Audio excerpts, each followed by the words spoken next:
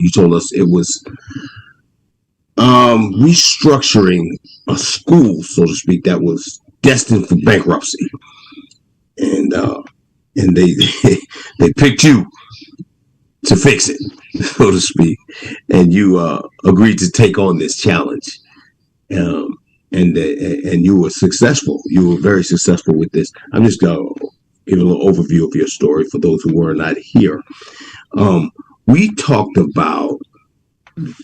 Well, I asked the question. I said, Mike, how did you gain the trust of these people?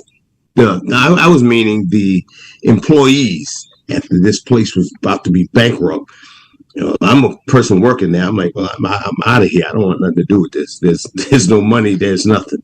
And who's this guy going to come in and fix this? How can I trust that and trust you, trust the system, so to speak?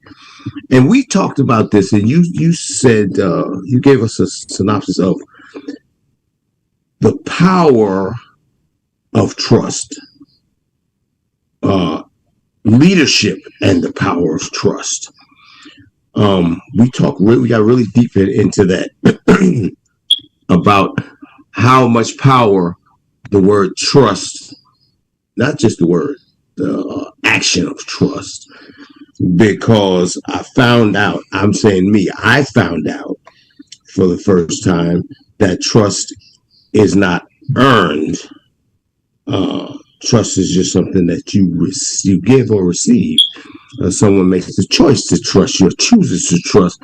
And because all my life I've said the same thing, as many of you have. You might not admit it, but you got to earn my trust. And Mike, you gave an awesome story of how trust is not earned. So we're going to talk more on trust. I'm going to give you the mic, Mike.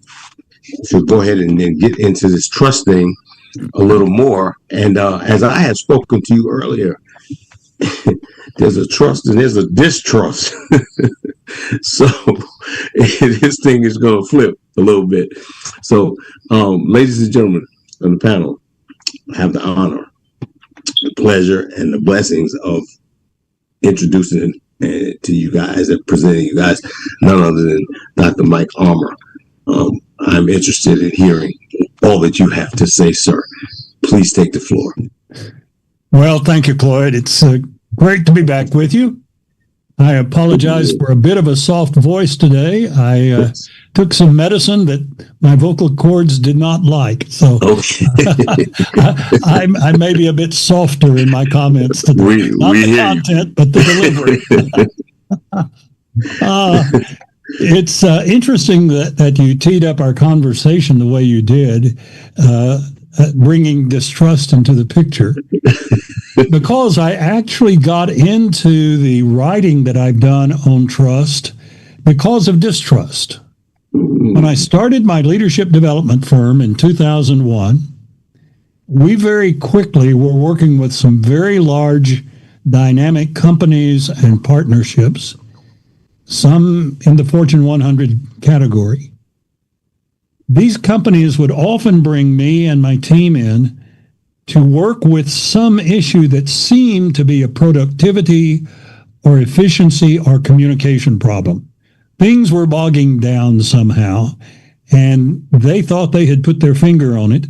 They wanted us to come in and help them turn that situation around. But after a few of these engagements, I began to notice a recurring pattern.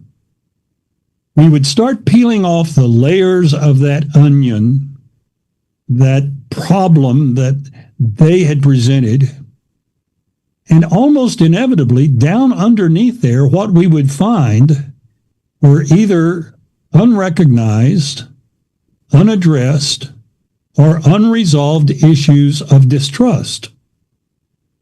And when we would put those issues on the table and deal with them frankly, forthrightly, and constructively, the problems they brought us in to deal with began to resolve. They began to take care of themselves because communication opened up, collaboration opened up. People were not afraid to share things they had held back in reserve for some time.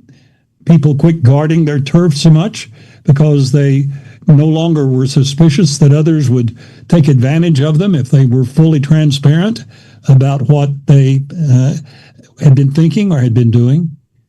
And so it was seeing that pattern of distrust and seeing the revolution that happened in those organizations when we began to restore trust that led me to write the first draft of the book, Leadership and the Power of Trust. Wrote it in 2005 and published it in 2006. Little did I know that within the next 10 or 12 years, I would find myself in the middle of working with pronounced distrust on a global scale in some of the countries of Eastern Europe and Africa. In particular, Russia. That was the first episode because I had been working with challenges in Russia for a number of years. Because I've got a background in military history and diplomacy academically, because I'm a retired naval intelligence officer and worked the Russia problem throughout my career, a nonprofit here in the United States asked me to become their advisor. It was a pro bono engagement on how to carry out some work they were doing surreptitiously under the nose of the KGB in Russia. This organization had been started by a group of very idealistic college students who, after graduation, went to Vienna and began trying to plant churches in Europe. They were, because Austria was a neutral during the Cold War, a lot of refugees from Russia were coming their way. And as they would talk to these refugees, they began to discover that the Russian government, after the Communist Revolution, set out systematically to destroy any evidence of Christianity, any influence of Christianity, and any presence of Bibles and Bible-related material in the entirety of Russia, even to the point they would send people to the gulags or to prison if they surreptitiously hid a Bible from the authorities. These idealistic young people felt like they were called to try to do something about that. And so they raised the money to set up a printing operation in Vienna that would allow them to print Bibles in easily disguised forms. They looked like packages of cigarettes or something else, things they could slip by the border guards, and they would then smuggle surreptitiously Bibles in these disguised forms back into the Soviet Union. They had been doing that for about 25 years when they asked me to become an advisor and consultant with them. And I began to speak at some of their fundraising events around the country. We became more and more involved. Well, out of that, when the Iron Curtain fell, I became really involved because now then they no longer had to smuggle. By then, they had smuggled something like 800,000 Bibles into Russia. They were a force to be contended with. They were courageous, they were innovative, they were imaginative, and they had been terribly successful. But now then, with communism gone, they no longer needed to smuggle. So now then, what is their mission? And I was helping them redefine what is our mission now that the communist regimes are collapsing all over Europe. And that led us to start going in and doing exploratory work to figure out what were the things that we could use our resources to service now. What we ran into was one of the most unique things in the history of Christianity, and the production of a book on my part that has the most unique history of any book in the history of Christianity. Because in Russia, during the Tsarist era, character training was the province of teachers, not parents. It was teachers who were charged with instilling character in their children. And because Russia had a Christian-oriented culture, they based that character curriculum around Christian values, Christian virtues, Christian principles. When the communists came in 1917, they wiped all of that out.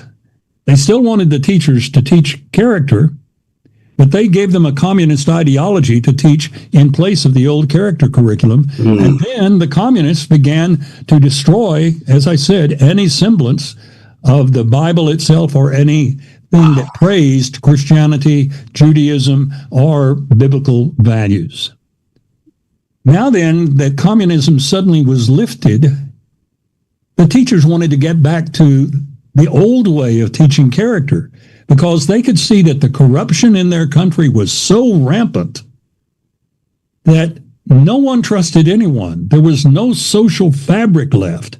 In fact, I've said to people that by the time that I started working this project in Russia, there were only two values left in the country. One was the value of family, and the other was the value of survival.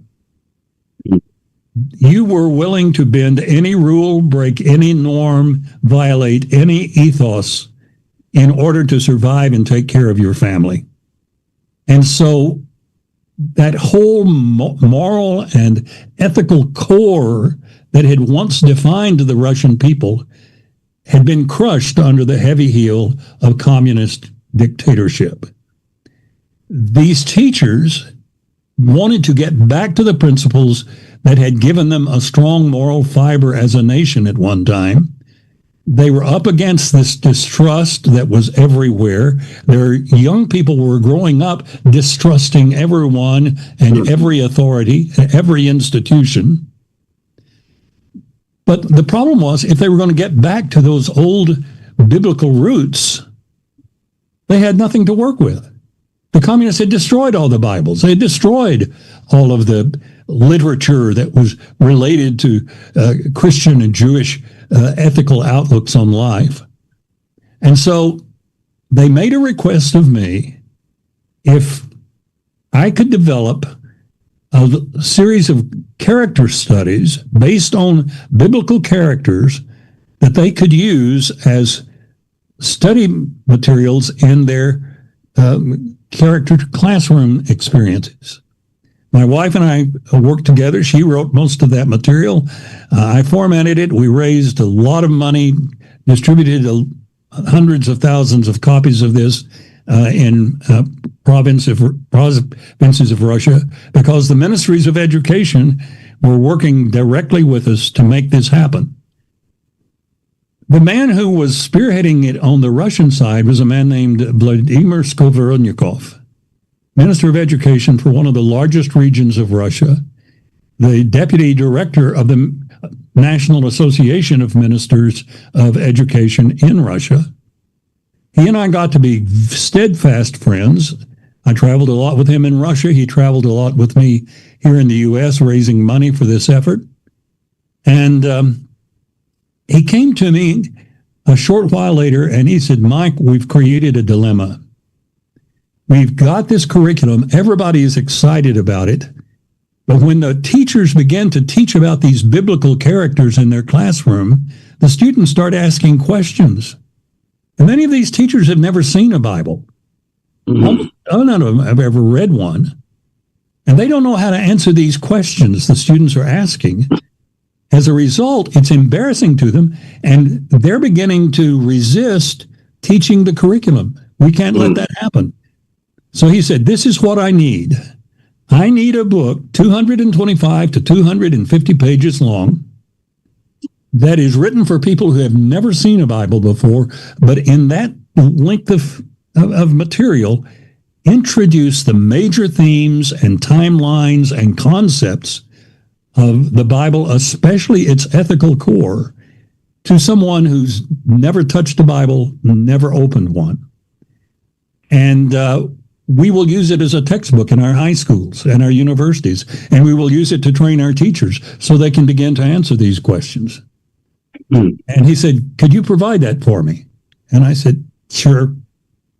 I thought this was going to be a simple thing because I just thought we've got lots of good introductions to the Bible in English. I'll get some author to allow us to translate his or her work into Russian, and we'll be up and running.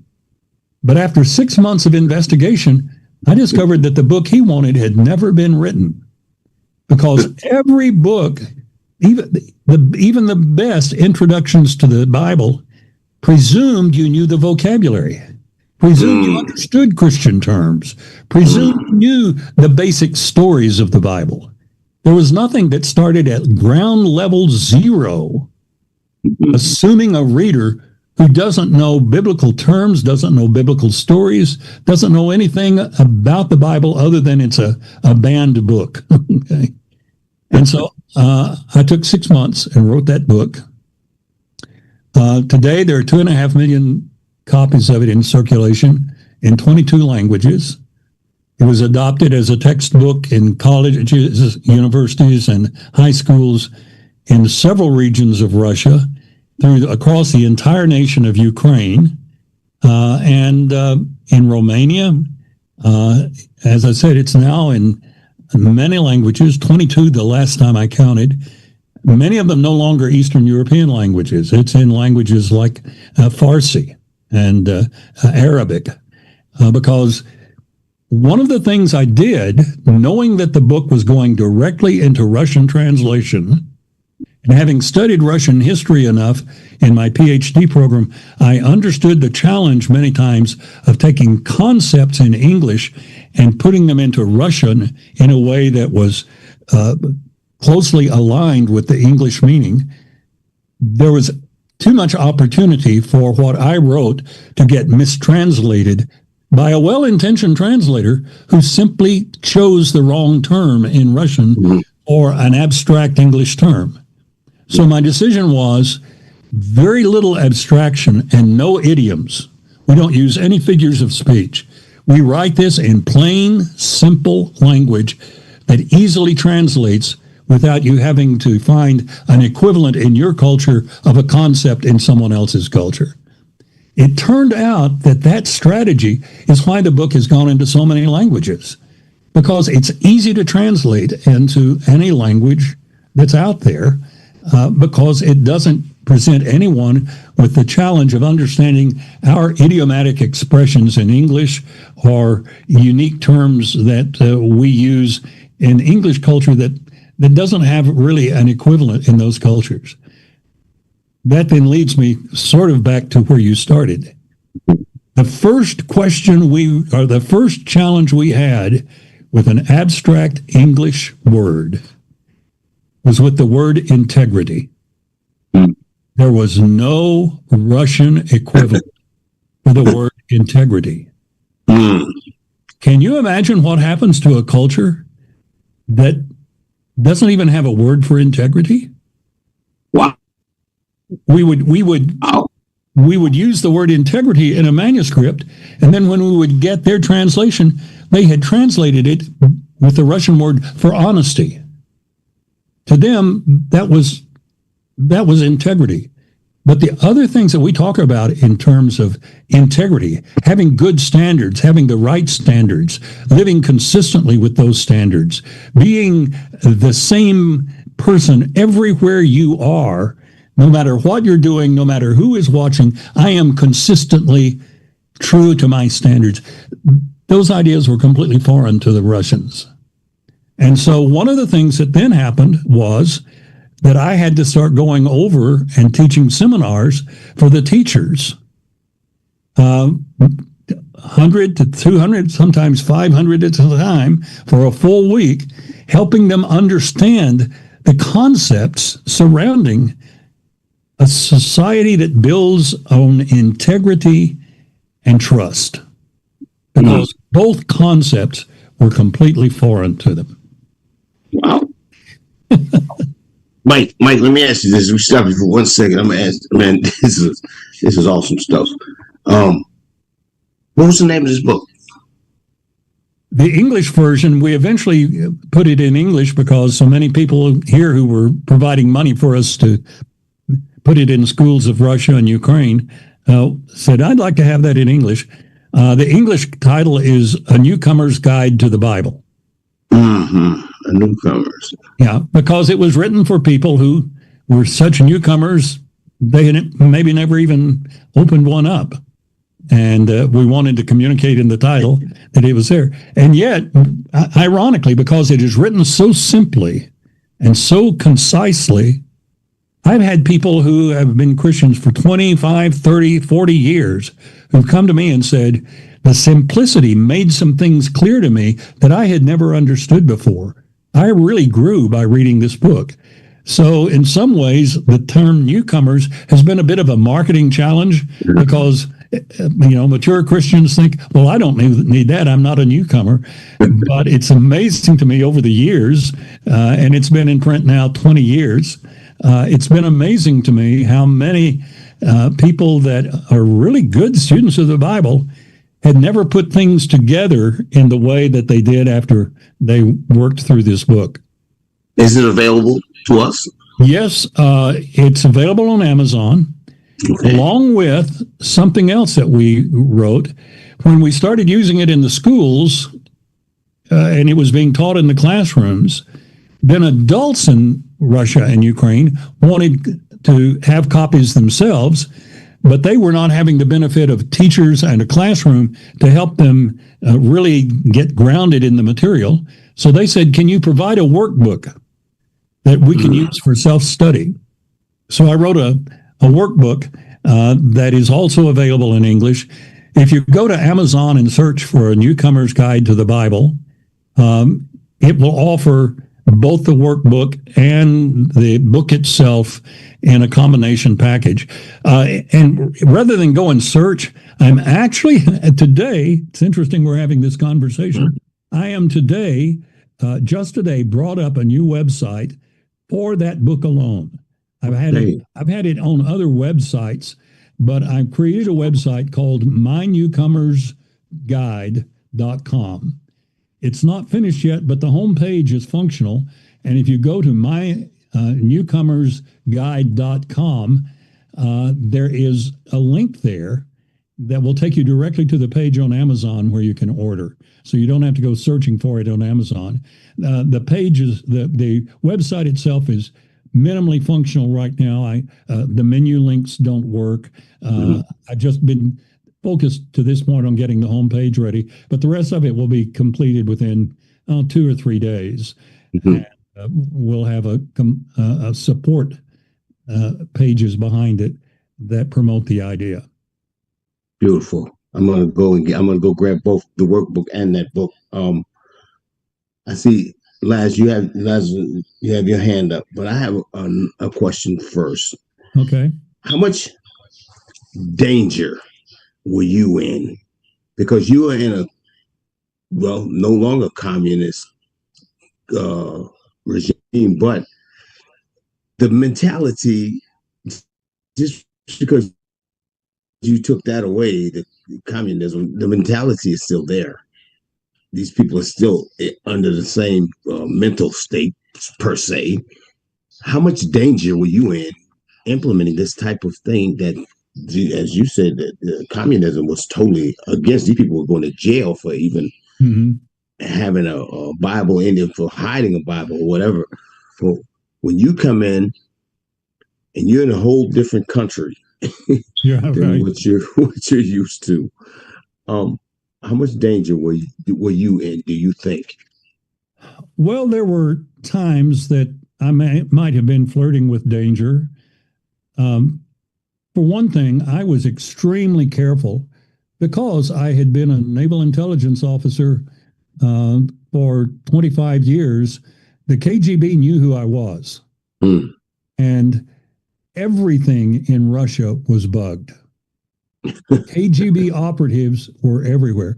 When communism fell, 185,000 men and women discovered that their spouse was a KGB operative, and they had never known it. What? Okay. Can you imagine? that, in fact, one of the things that's really was really interesting to me was that most people live in high-rise apartments there. Very few people ever have the money or the right to own a private property. And so they live in these apartments. And outside these apartments were all of these little garages, little sheds that were garages. But no one can afford a car in Russia for the most part. Only the elites have cars. And I couldn't figure out, why do they have those garages? But I also noticed that when I'd be walking back to where I was staying from a day's activities, there were always clumps of men sitting around the mouth of one of these garages playing cards or just swapping stories, having a drink of vodka or whatever. And one day I asked my host, I said, Nadia, what is the reason for all these social gatherings around there? And she said, everybody knows that's the one place the KGB has never bugged. They can talk freely there. And they gather there because it's the one place they can talk openly and honestly. So that's what I mean about distrust. You don't distrust, you distrust everybody. Everybody. Except your own family. And then you discover you've got spies in your own family. Okay? Until you have seen what communism did to that nation, you cannot imagine the deterioration of just healthy human relationships that resulted after 3 generations of that. And it happened to a lesser extent in Ukraine. The Ukrainians were independent enough in their mindset. They fought back on more of it, but it was one of the curses of Marxism in Eastern Europe. Wow, that's amazing. Lazaro, I see you have your hand up.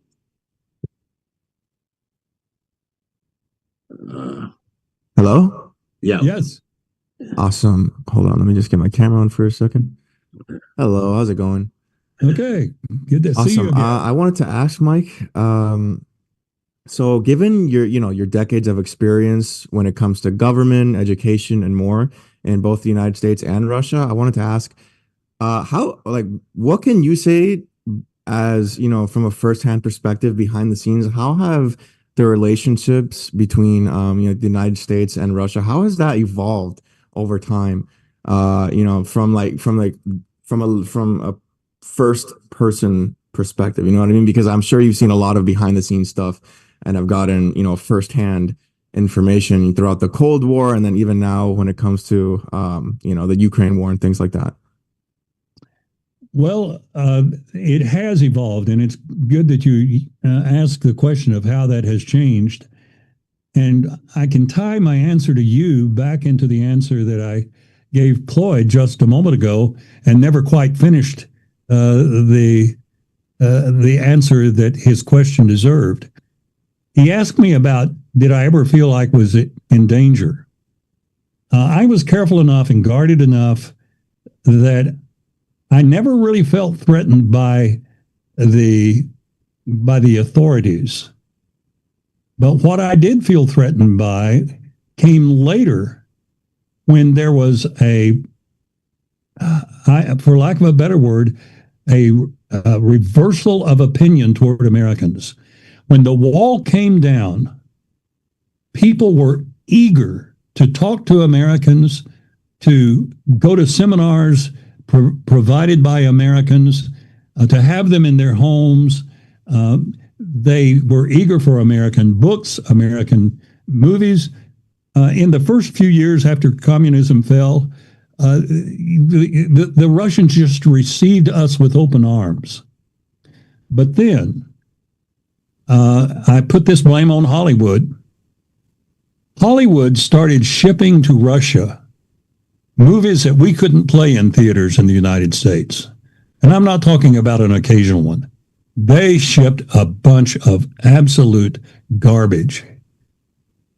The Russians, after watching that for a while, decided what they saw in those movies was the way the Americans really were. Remember, they didn't trust government. They didn't trust their own officials. And they suddenly decided, well, we can't trust the Americans either. Look how they really live. Look at all their crime. Look at all of their gangsters. Look at all of their sordid values. And so then there was actually a resistance movement that began to build against what we were doing in the schools because it was American indoctrination, and those Americans are a morally rotten bunch. If I could sum it up, that's what it was. And so the last trip over, I really did have confrontations and was about to be declared persona non grata. And so I just quit going. That's when I turned my focus more to Ukraine. But in Novosibirsk, we had a group that was upset that stormed into our training and began to intimidate the participants, came up on stage, were yelling in my face. The next day, the man who was responsible for the facility and was a retired KGB operative went and got some of his retired buddies. And when I showed up the next day to start the sessions, all these gardeners were working, planting flowers and digging in flower beds. And I just happened to say to my translator, wow, they certainly got serious about sprucing up the landscaping around their building. And she said, look at their waist. Every one of them had a gun on his hip. She said, that's ex-KGB. They are there to see that these guys don't get back in. The next week, I was in Tomsk. And again, we were invaded.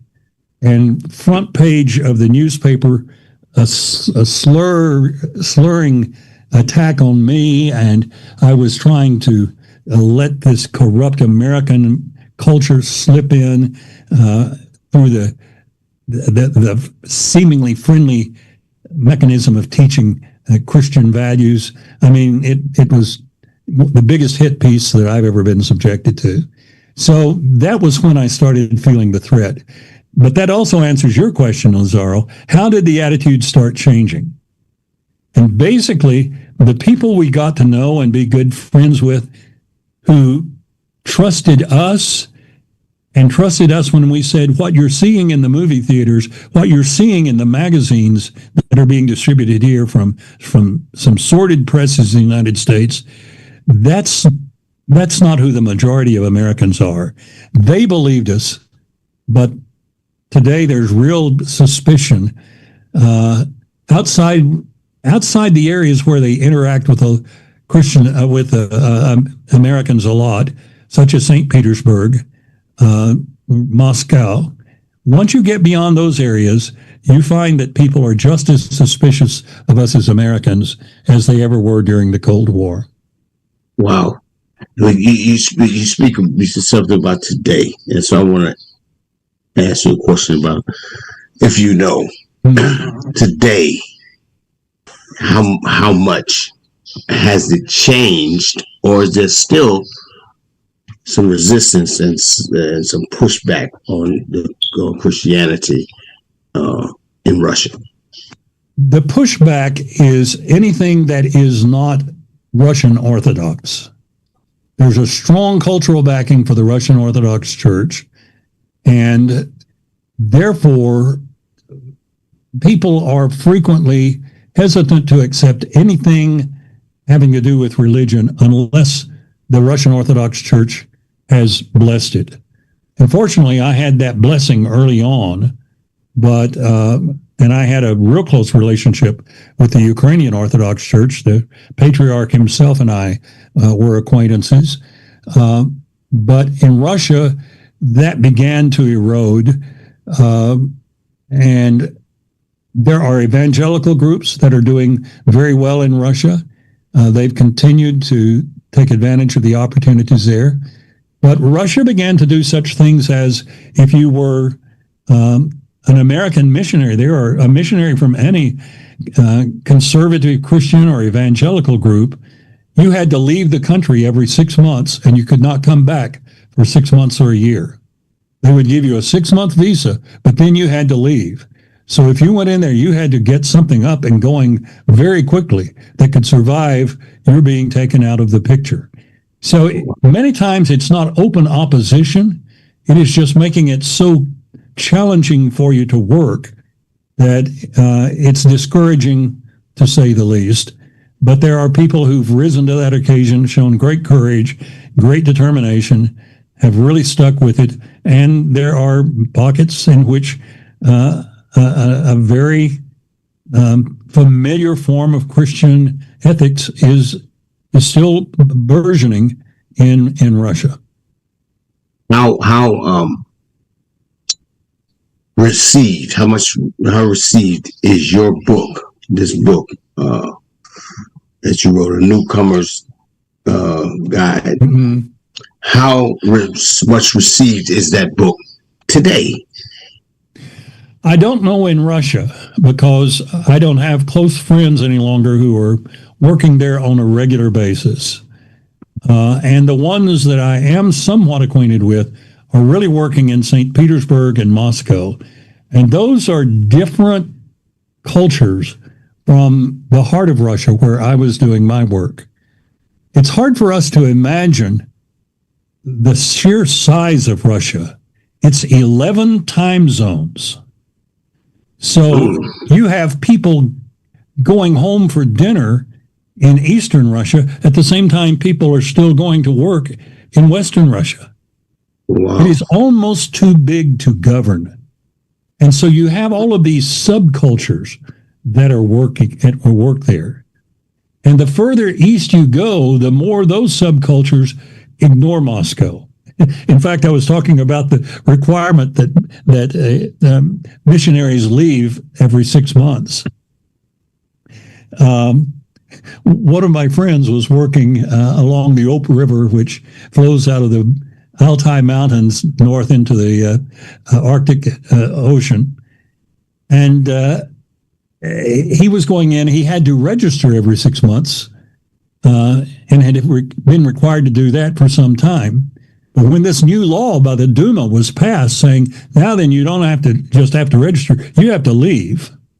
He went in for his next round of registration and he said to the woman who was taking care of his paperwork and who had become a pretty good friend, how is this new law going to affect me?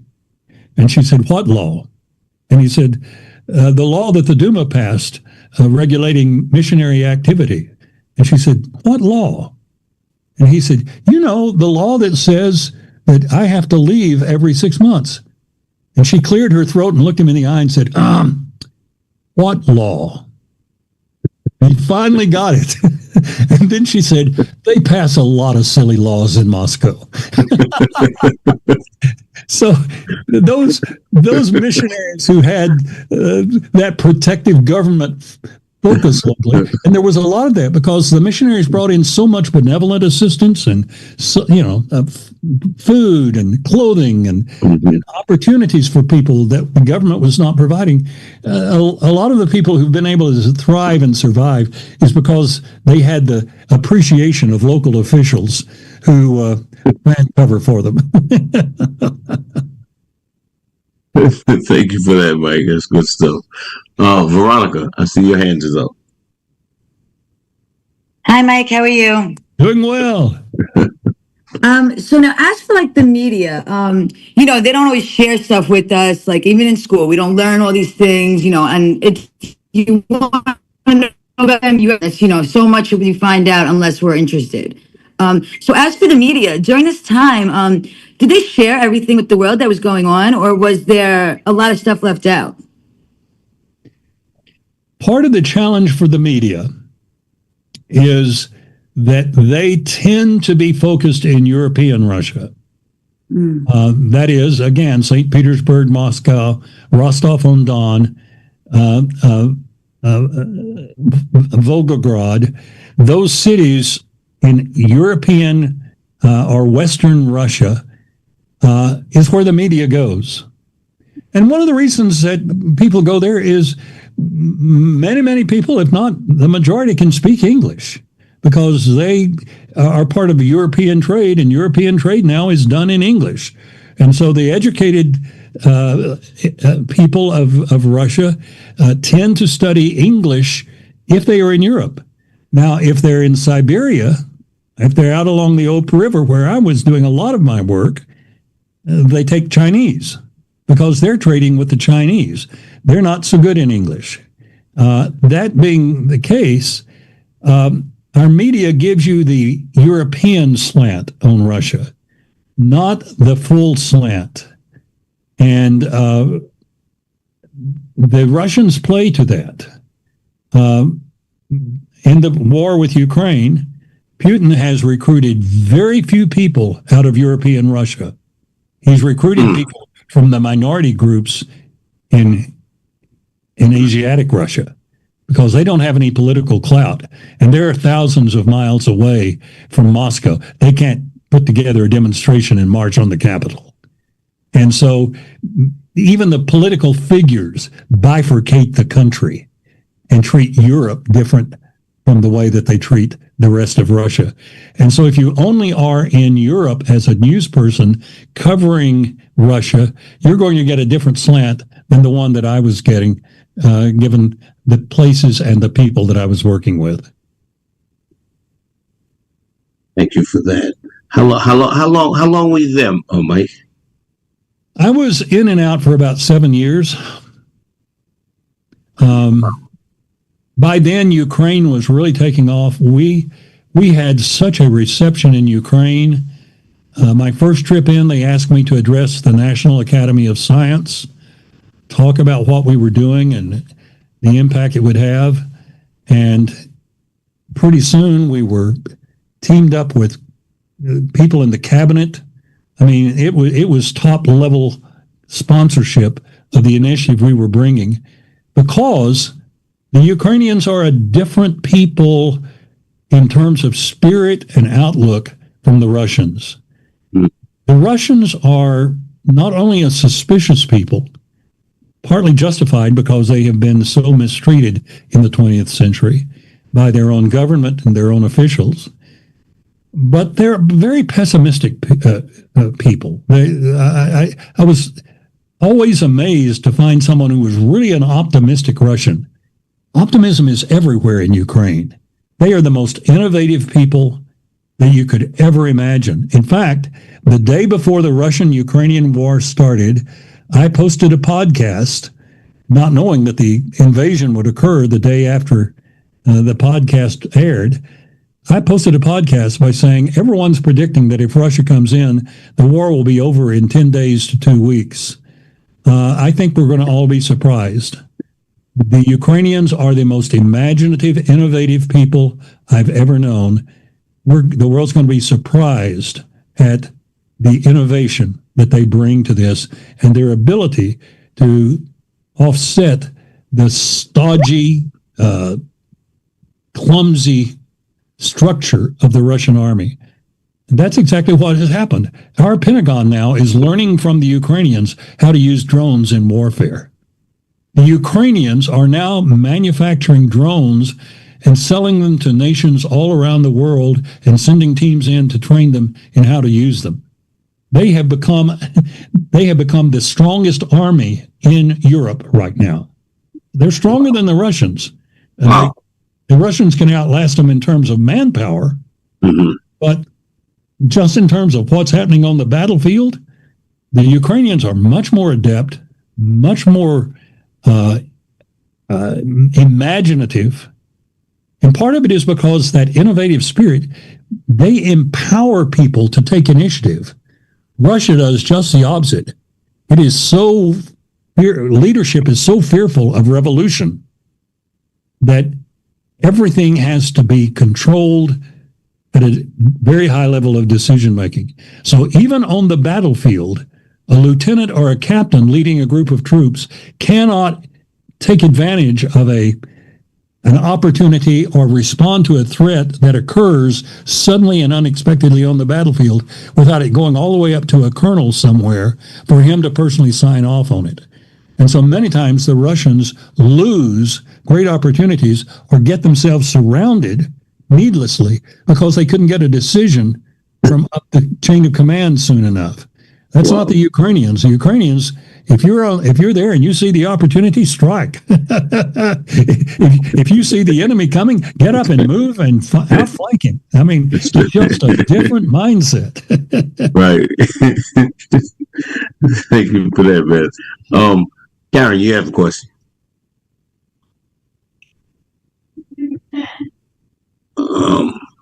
I can't hear you.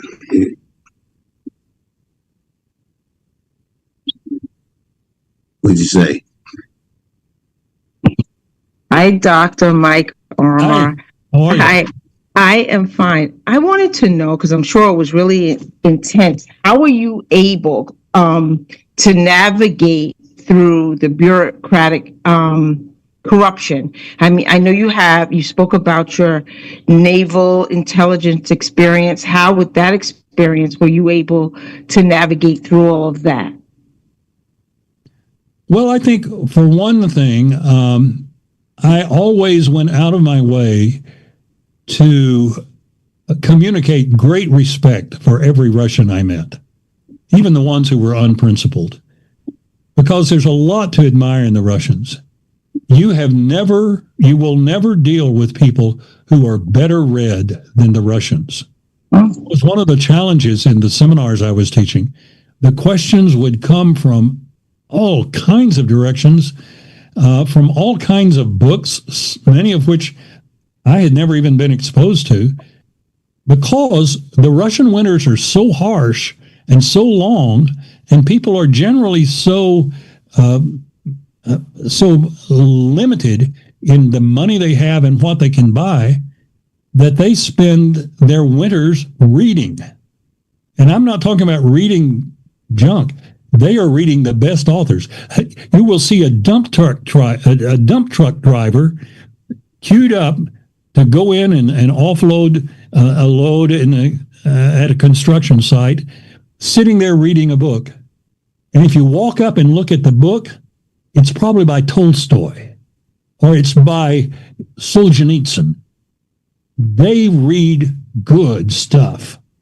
And as a result, they are very knowledgeable, and I have a great admiration for the mastery that they have. One of the greatest opera houses I've ever seen in my life is in Novosibirsk, out in the middle of Siberia, and it's packed every night with people wanting to go to the opera.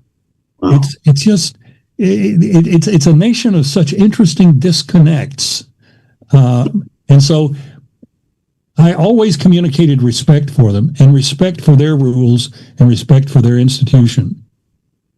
I also made it my priority to very quickly start identifying the people whose judgment I could trust about how do I approach this person? Do I even approach this person?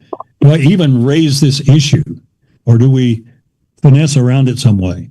And I was fortunate enough to have some people early on who, for instance, the woman in whose apartment that I stayed when I was over there had 5 PhDs.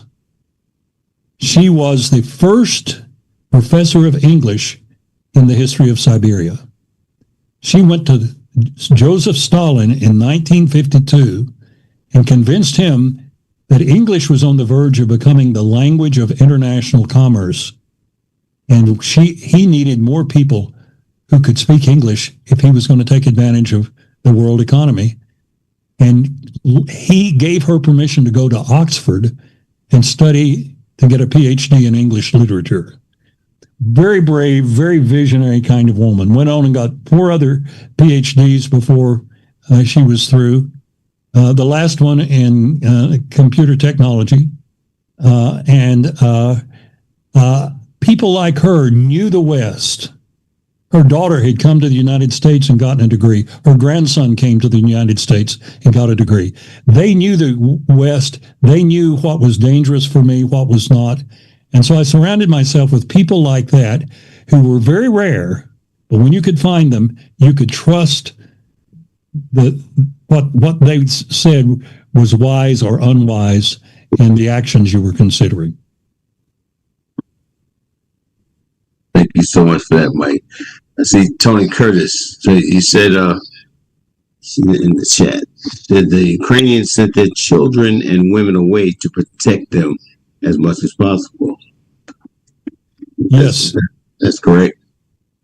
In fact, one of the real challenges that we face now, and I've got good friends, people who worked with me in Russia from here in the United States, are now working with Ukrainian refugees all through Europe, because millions of women and children left Ukraine thinking this war would last a few weeks or a few months. Now then, those children have been in European schools in Poland and in Denmark, in France, in Italy, some in North Africa. They have been in schools for 4 or 5 years, learning another language, learning another culture, and becoming more like those citizens than Ukraine. And the real question now is how many of those women and their children will go back to Ukraine, especially those whose husbands have been killed in the war. So there is a population challenge coming up for Ukraine after this war is settled, because not only have they lost so many people to life-changing injuries for which Ukraine has no facilities. They do not have rehabilitation capability, even in the most mundane sense of the word. They are going to have a lot of crippled people. They've lost a lot to death. And then they've got all of these people who left, who've established themselves somewhere else, have thriving businesses other places. They have no reason to come back. So I'm concerned about how that's going to play out. That's going to be hard. Yep. TC, Tony Curtis, I see you have your hand up. Go right ahead. I want to say this for the Ukrainian women that I have met. They miss home, one. Yes. And two, I think it was a smart strategy to send them out because it gave them financial resources that they sometimes use to get Right. back home. Since the soldiers that I know that are still there, because the men couldn't leave Ukraine, Right. they all had to stay. They don't have any resources. The medical is, very limited. And then the soldiers, they're basically in camps, right? And they move together and live together, but like all of the resources are being heavily leveraged. And so they actually, by getting the women out, they gave themselves some economic stability by Yeah, allowing that's the true. women to leave with the children, right? Right. Instead of forcing the young sons or the babies to be stuck there in Ukraine, to send them back to rebuild. Right. I work with a number of Ukrainian women that when they come, our services, I have a group that I've been working with. The doula services go in and support them because the women have to give birth alone. But Right. they have every intention of supporting their men, their fathers, their cousins, and that are Right. still there. So it actually gives them a bit of financial stability. Yes, one of the things that I think this war has demonstrated, and that surprised everybody except those of us who had been working on the ground for a number of years before the war came, is that in the wake of the collapse of the Soviet Union, Ukraine found nationalism. Keep in mind that for hundreds of years, Ukraine was controlled by somebody else. The Ottomans, the Austro-Hungarian Empire, even Lithuania for much of the time. Poland, there are sections of Ukraine where the language of instruction in the schools is Polish. And the best preserved examples of 18th century Polish architecture in the world is in Lviv, Ukraine. So they were very fragmented. They didn't have an identity as Ukrainians. But that began to gel after the Soviet Union fell. And when Russia attacked, not only did it gel, it got set in concrete. They have this loyalty to their nation and one another that is extraordinary. And you're right. They will find ways to support the ones who are on the front line. The people I was talking about a while ago that are less likely to go back, and this even includes some of the older families who were old enough that the men could leave, are the people from the Donbass region, which is what Russia has taken over. It will take 25 to 30 years to rebuild Donbass. These people have nothing to go back to. Their entire village is flat. There's not an apartment in their building in their town that is intact. They have very little to go back to. And that's where I think we're going to see a challenge in people returning. And of course, they won't return if Russia ends up getting the Donbass in a peace settlement, because none of them want to live under Russian domination. Right. TC, you have your hand up. I know, because this was, these my kind of favorite topics right here. So I understand. As I listened to this, I was thinking about this, even though I don't want to tell my age because I ain't that old, but I am old enough to remember the fall of the Soviet Union and the end of the Cold War, right? Right. As we kind of watch them, if we look at it the other way, it became a unifier, right? Because they were still trying to figure out that identity while they knew what it was. It wasn't until the USSR fell, right? And it gave them that more sovereignty with this direct attack. And I'm just speaking from working with them and then, of course, putting the history into context. You look at places like when colonialism left Africa and they were pouring, France and things was pouring concrete in the plumbing to keep the nations from ever becoming sovereign. I don't know if you ever really lose that fight when someone takes something so important from you. They don't really give up. I think they would go back, but I think they'd go back with a different strategy.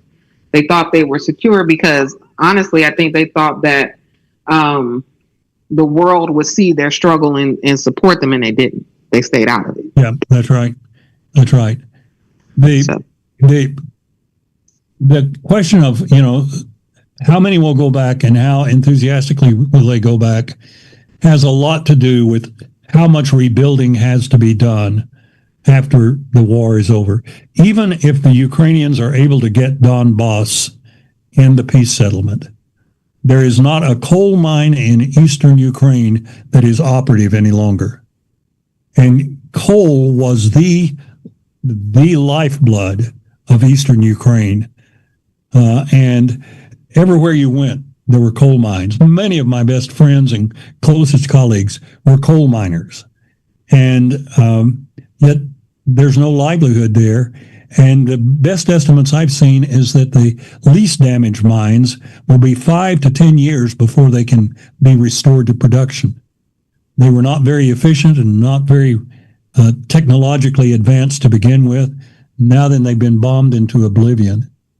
And so the whole issue of how long will it take a country that is totally impoverished to rebuild basic infrastructure is going to become a real issue. And there's a point at which patriotism alone won't be enough to drive some people to return and face the long-term hardships that lie ahead for that country, however this thing ends. That's going to be wow, that's going to be huge trying to rebuild that. You've got to keep in mind. You've got to keep in mind this war has gone on longer than World War II did. And they said it's going to be 10 days. Yeah. It's amazing, and the destruction that. Here's one of the differences in philosophy, and it's why the destruction is so great. The Russians operate off of a philosophy that the way you win a long-term war is to destroy the morale of the people. And the way you destroy the morale of the people is to destroy their homes, to destroy their schools, to destroy their hospitals, to destroy their infrastructure, their power plants, their water plants, their sewage plants. And so that's what Russia has been targeting. Russia has targeted very few military targets. They have been targeting what we would call civilian buildings, civilian civilian entities. And so it's not like the war is over and we go back home to our apartment. There is no apartment. There's no apartment Right. for blocks and blocks and blocks. And keep in mind that there is no history of private ownership, even in Ukraine. Communism didn't allow people to own private property. So the place that you were staying in was not your place. It was a place the government provided for you. Wow. Now, who's going to rebuild that so that you've got a place to live? You don't have the money to do it. So it is it's a very, very difficult challenge. Yes, it is. Wow. Well, Tony, I see your hand is up for the sake of time. Is there anyone else who has a question or a comment before we say goodnight? We'll let Tony. Go ahead, Tony. We'll let you go ahead and get your question off. What I'll say is that, you know, the spirit of people, I get that it's been destroyed, but this is the same move that was done all over colonial Africa. And it was done to the African Americans as well, right? Every time they go somewhere, build a city, build independence, right? It would get destroyed. So it's not a new tactic. The question is, with having a global market to work from, where coal mining was the primary, with what you describe them as their ability to use drones and technology, could that be the thing that helps them rebuild their infrastructure and save them from this war and destroying their people? Well, the thing that they have proven themselves adroit at are things that have to do with small technology. I mean by that, things that are in small packages. Reopening a coal mine that has been shut down calls for major equipment. Let me just sort of give you an idea of the simplicity at which they lived even before the war began. I traveled a lot in western Ukraine, out around the Carpathian Mountains. That is magnificent wheat growing country. When you look at the Ukrainian flag with the blue in the top and the yellow in the bottom, that is meant to symbolize those stretches of Ukraine where when the wheat is in its golden stage and the sky is clear and blue, it looks just like that flag. And it does for miles and miles and miles and miles. And they're harvesting the wheat with hand scythes. In all of my travel in western Ukraine, I saw 2 tractors. Everything was done by hand or ox-drawn plow. They were living in the 18th and 19th century at the time that I quit going over. Now, they began to mechanize more after I was there so much, but still, they had a long way to go. We would do retreats with groups up in the Carpathian Mountains at ski lodges, and in the summer when the ski lodges would make their space available to us for a very reasonable fee. And every morning you would see the parade of 10 or 12 farmers heading up the mountainside with their hand scythes over their shoulder to go harvest some crop or harvest hay on the mountainside. So I understand. I'm a firm believer that the spirit of people can overcome a lot of things. But when you keep in mind that Ukraine is larger than any other nation in Europe, it's larger than the European section of Russia. It is an immense place to rebuild. And I think it's going to take a world that responds to them with real sacrifice financially to help them get back on their feet in a way that they can build the big industry, the heavy industry that they're going to have to survive. That being said, we thank you so much, Mike. You are a plethora of knowledge and wisdom, and as just Karen has applauded, I applaud you, man, and I thank you for being here. The panel here, you guys are awesome all the time. I love you guys, man. Be here. We're gonna get some more here on Let Your Voice Be Heard Talk Radio. This is a history lesson here, right? You told me stuff. This is a history lesson, and there's also things for today. I think next week we might get into another one of Mike's books, perhaps. We're gonna get into some more of Mike's travels, Mike's things that he has been through. I see you, Karen, saying buy the book. Yes, I'm going to buy that book, and I'm encouraging each and every one of you to buy that book. Mike is awesome. He's awesome, and I love when he's here. He's going to be here with us for a few weeks, so we're going to take advantage of you, Mike, and get as much out of you as we can. Wring out the rag and get as much out as we can. I told you before, I said, if you just saw how many times notes I had, you might send me a bill, man. I'm only jewels you got. But thank you guys for being here. We love each and every one of you. Come back next week. It's your boy now. Okay. Step in, lean in, mic on, and begin. Hey!